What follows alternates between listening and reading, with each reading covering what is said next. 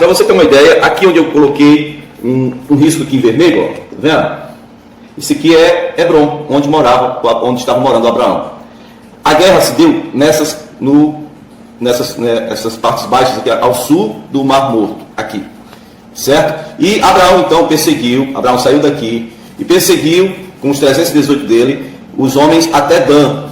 Dan está aqui em cima, ó. Dan, a região de Dan posteriormente vai ser um dos filhos de Jacó, que é Israel, né? Queria só que você tivesse uma noção, uma ideia do tanto que eles percorreram, ok? 318 homens treinados em casa, e nessa mesma região aqui, ó, da região onde Abraão estava morando até a região onde a batalha se deu, nós sabemos que tem ali 85 quilômetros. Porém, de onde houve a batalha até a parte de cima do mapa, onde eu mostrei para vocês aí, a região de Dan, próxima a Damasco, que hoje é Síria, capital da Síria, Damasco, perto lá do Hermon, tá certo? Parte de cima, nas colinas de Golã. Desse local aqui, abaixo do Mar Morto, até a parte superior, lá a parte onde Abraão encontrou os homens lá e fez guerra, mais de 300 quilômetros, quase 350 quilômetros. Então, nós percebemos com isso que os 318 homens que Abraão levou, possivelmente, eles foram montados a cavalo, todos foram montados. Se não teriam acompanhado de forma alguma, né, os sequestradores do Ló, os 4 reis que vieram contra os 5. Tá certo? A multidão que andava com esses 4 reis era dividida. Tinha uma parte montada a cavalo, camelo, e tinha uma parte que andava a pé. Por isso Abraão conseguiu alcançá-los. Gênesis 14, versículo 15, diz que eles atacou durante a noite. É estratégia, né? 318 homens contra uma multidão, que ninguém sabe nem o total disso aí. Eles esperaram, então, uma oportunidade e atacaram à noite. E perseguiram. Não tem aqui no mapa mais. Essa mesma rota que Abraão fez quando saiu de Ur dos Caldeus. Ele veio até chegar à Terra Prometida. Agora não ficou com o mapa aqui. Mas subindo, né, do Iraque, depois chega perto da Turquia, desce para Canaã, no caso. Então essa perseguição foi o contrário. Foi do Mar Morto subindo, depois, né, para leste. Tá certo? Até Obá, com H. Obá. Tá certo, queridos? Bom, Gênesis capítulo 14, versículo 16 fala do resgate de Ló. Né? O Senhor deu condição a Abraão de resgatar tudo. Que livramento que foi para aquelas pessoas que estavam lá sendo levadas como escravos, né? Geralmente mais mulheres e crianças e idosos eram levados, alguns idosos importantes, pessoas magistrados e pessoas que tivessem estudo, mas no geral era mulher e criança que era levado como escravo. E aí Abraão foi resgatar Ló, mas então ele trouxe todo o pessoal de volta. Isso é motivo de muita alegria para quem não esperava o livramento. Eu acho que nem mesmo Ló esperava isso, porque foi uma escolha dele deixar de habitar ali na região da Terra da Promessa para ir, né, para um local perigoso. Eu acho que nem ele, nem Ló esperava, mas que bom que deu certo. Isso aconteceu no ano 1884 a.C. Então, no ano seguinte, Abraão se encontra com o rei de Sodoma. E na Bíblia tem um relato como se fosse um só, o encontro de Abraão com o rei de Sodoma e Abraão com Melquisedeque. Mas nós devemos separar isso aí, porque não foi um encontro geral não, tá bom? Não foi assim, vamos aqui juntar todo mundo, nada disso. Então, diz aqui a Bíblia, em Gênesis 14, versículo 17, que quando Abraão estava voltando da vitória, olha o mapa de novo, voltando, vinha descendo aqui de Dan, vinha, tá, até Jerusalém, perto aqui, tá certo? Ele chegou aí, nessa região aí. Então, o rei de Sodoma, que habitava na parte mais de baixo aqui, ele subiu para cá e Abraão desceu e se encontraram por aqui, tá certo? Na região ali hoje é Jerusalém, era chamada de Salém, né? Então, ó, Gênesis 14, 17, Abraão estava voltando da vitória, né, sobre Pedulaomé. Aí, versículo 21, diz: o rei de Sodoma disse a Abraão: dê-me as pessoas, você pode ficar com os bens. Abraão disse, né, ele disse com as mãos levantadas ao céu, disse: olha, diante de Deus, a quem eu sirvo, né, o Deus, o Senhor, o Altíssimo, Criador dos céus e da terra, eu juro que não aceitarei nada do que lhe pertence. Ele estava dizendo isso para o rei de Sodoma. Nem mesmo um cordão ou uma correia de amarrar sandálias, para que você jamais abra sua boca para dizer que Abraão enriqueceu às suas custas. Nós sabemos que era direito de quem ganhava a guerra o despojo. Mas Abraão está dizendo, se eu não quero de vocês, eu não quero nem despojo, para depois vocês não virem dizer que eu enriquei às custas de vocês. Abraão sabia qual era a fonte da riqueza dele, portanto ele não aceitava que alguém depois viesse contar uma história diferente. Ele sabia que Deus estava abençoando a vida dele, que a riqueza vem do Senhor, tá certo? Esse local onde eles se encontraram ficava a 4 quilômetros de Jerusalém. Pelas pesquisas que nós fizemos, não é tudo 100% certo, mas o local indicado como local do encontro de Abraão e o rei de Sodoma foi ali 4 quilômetros perto de Jerusalém, no Vale do Rei, ok? Muito bem. Então, queridos, esse foi o primeiro juramento que Abraão fez para um homem diante de Deus, e ficou legal, foi bom assim ficar registrado, porque aqui é um momento em que ele simplesmente renega a possibilidade de que alguém venha pensar que ele enricou por força própria ou por benefício de outro homem. Ele quer aqui que fique claro, olha, a minha riqueza, a minha prosperidade vem do Senhor, enquanto a prosperidade do meu sobrinho Ló, que estava agora como escravo, né, fica na dúvida, era o Senhor que tinha dado, pelo que a gente sabe, queridos, quando Deus prospera, Deus também mantém a nossa vida próspera. Os textos que eu preciso que você leia para entender os nossos comentários estão em Gênesis 14, versículo 18 ao 20. Gênesis 14, do 18 ao 20. Depois você vai para Gênesis 15 e você vai ler do primeiro versículo ao versículo 21, ok? Gênesis 15, de 20 a 21. Bom, os comentários que nós já temos aqui são os seguintes.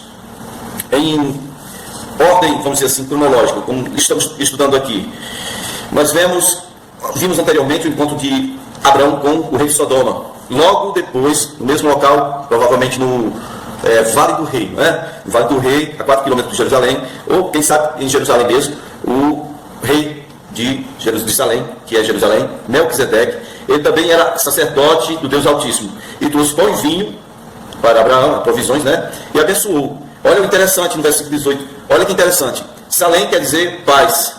Ele era rei e era sacerdote. Por isso, lá, uma das cartas de, não sei se de Paulo, né, mas a gente quer que seja de Paulo, de um discípulo dele, diz que tu és hoje sacerdote segundo, conforme a ordem de Melquisedeque. Melquisedeque aparece aqui, só vai aparecer lá no Novo Testamento. Na história só aparece essas duas vezes. E o interessante, ele trouxe pão e vinho. Nós sabemos hoje que pão e vinho são os dois elementos usados no memorial, né, que foi ordenado por Jesus, que a gente chama de ceia do Senhor, a última ceia do Senhor. Né? Ele ministrou a ceia usando pão e vinho. E ali ele abençoou Abraão. Vamos falar sobre a bênção de Melquisedeque para Abraão. A gente chama de Abraão por costume, mas aqui ele ainda é Abrão. Bendito seja Abraão pelo Deus Altíssimo, Criador dos céus e da terra. Né? Bendito seja o Deus Altíssimo que entregou seus inimigos em suas mãos. Isso foi depois que Abraão esteve com o rei de Sodoma, e aí foi abençoado depois por Melquisedeque, rei de Salém. Também essa junção, essa forma de apresentação do Melquisedeque, ele é rei e sacerdote. O Senhor diz a Bíblia que o Senhor nos fez reis e sacerdotes. Jesus era rei, ele é rei dos reis, e ele é sacerdote, né? Eternamente, ok? Então vamos em Gênesis 15, meus queridos. Nós sabemos que Deus fez uma aliança com Abraão. E em termos de aliança, de forma assim pessoal, Deus tinha feito uma com Noé e com todos os descendentes de Noé e com toda a terra. Porém, essa aliança agora é feita, é feita especificamente com Abraão e sua descendência. E essa aliança, ela surge como um reforço para a promessa que ele tinha feito a Abraão. Nós vemos isso, aqui a descrição diz que Abraão ele teve uma visão. E nós vemos aqui a forma como Deus se comunicava inicialmente com Abraão, era através de visões. Muitas pessoas, eu quero já fazer uma aplicação aqui, muitas pessoas até hoje, querem muito ser agraciadas com dons espirituais e querem ter visões onde possam falar, ter uma comunhão mais estreita, mais próxima com o Senhor. Mas nós sabemos pelo histórico de Abraão, pela forma como Deus trabalhou, o discipulado pessoal na vida do Abraão, depois tornou-se Abraão, nós sabemos que com o passar do tempo, Deus passou a apresentar-se a Abraão, aparecer em forma corpórea, como é o caso que nós vamos ver posteriormente, aqui daqui a pouquinho, né? Próximo capítulo aí vem a história da destruição de Sodoma e Gomorra, e o Senhor aparece ali em forma corpórea, em forma humana, tá certo? É legal, não é isso? Isso indica o crescimento de uma relação com o Senhor, tá certo? Bom, então eu quero que nós possamos nos deter a mais um detalhe aqui em Gênesis 15. Se você observar bem a forma como Deus fala com Abraão, nós já percebemos aqui que Abraão ele estava num local onde ele estava temeroso por causa dos habitantes daquela terra, né? Era predominantemente amorreus, os amorreus descendentes da terra de Canaã, Tinham muitos, mas os amorreus eram os que dominavam, eram os que eram mais numerosos e dominavam a maior parte ali, e especialmente a região de Hebron, onde Abraão residia. Tá bom? Abraão estava um pouco temeroso.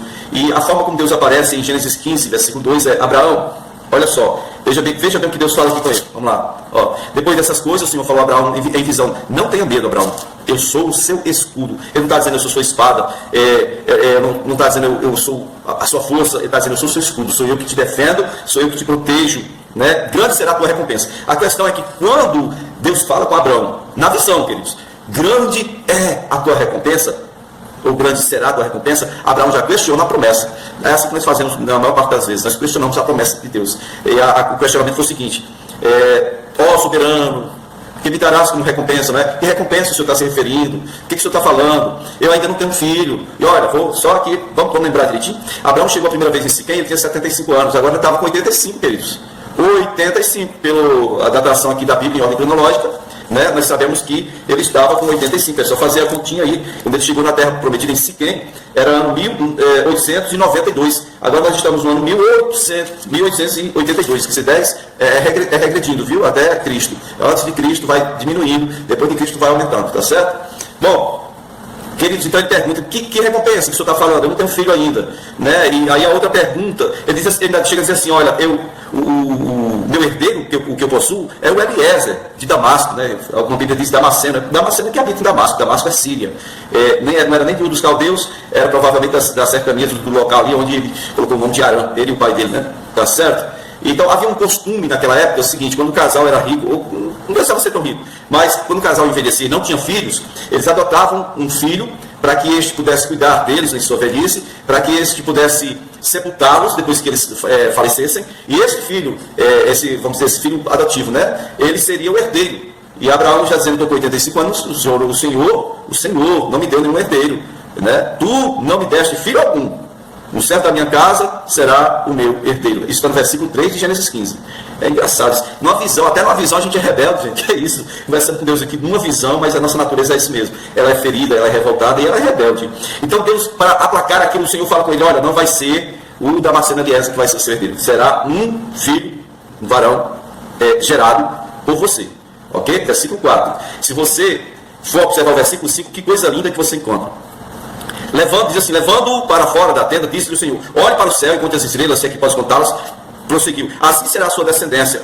Em versículo 6 de Gênesis 15 diz: Abraão creu no Senhor e isso lhe foi acreditado como justiça. Amém? Vamos fazer uma pausa aqui em Gênesis 15, sei que o vídeo não pode ficar muito grande, senão o pessoal para de assistir, não é mesmo?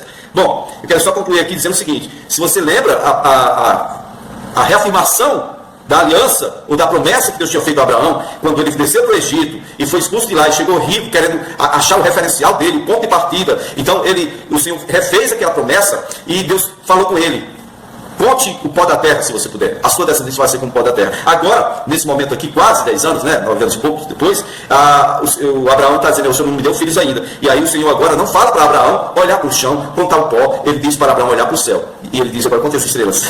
Conte as estrelas, se você puder. O Senhor está reafirmando mais uma vez a promessa. E para dar segurança a Abraão, nós vamos ver amanhã, seguindo esse mesmo texto, que o Senhor faz essa aliança, né? Hoje nós falamos da introdução à aliança. Então, como resposta, Deus vai propor a Abraão que feche um pacto, que façam uma aliança, ok? Uma aliança em resposta à pergunta que Abraão fez. Isso me lembra uma música do nosso pastor geral, que ele compôs junto com o pastor Elias, lá em Brasília, Sobradinho, né? Nosso pastor geral é Elvis da Cruz Avelar. Tem um pedacinho que fala: e em resposta ao seu amor, uma aliança de fé firmei. Então, em resposta à insegurança de Abraão, em resposta à insegurança de Abraão quanto a crer na promessa, ele estava esperando, mas já estava com 85 anos, o Senhor propõe uma aliança. Eu quero que você compreenda que Deus está querendo tirar do coração de Abraão a incredulidade e o medo. Porque se isso não for tirado das nossas vidas, como ele tirou da vida de Abraão, seria ou será impossível vivermos uma aliança e sermos por essa aliança abençoados por Deus.